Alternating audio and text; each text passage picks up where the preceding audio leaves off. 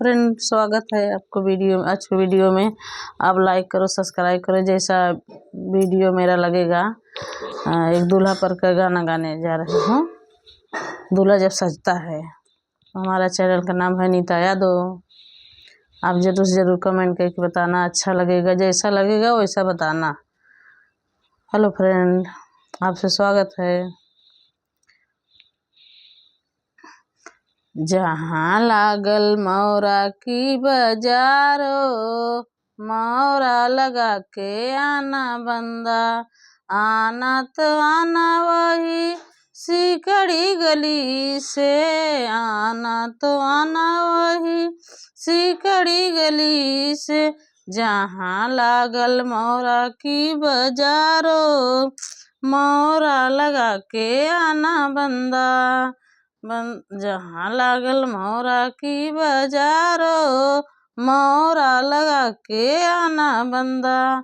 आना तो वही सिकड़ी गली से। जहाँ लागल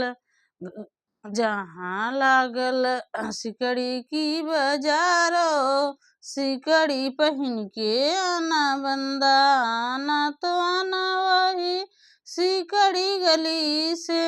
जहाँ लागल सिकड़ी की बाजारो, सिकड़ी पहन के आना बंदा।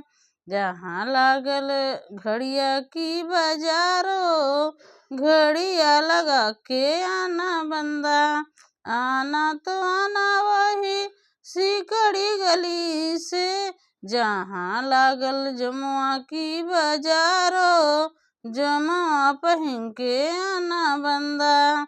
जहाँ लागल जमुआ की बाजारो, जमुआ पहन के आना बंदा।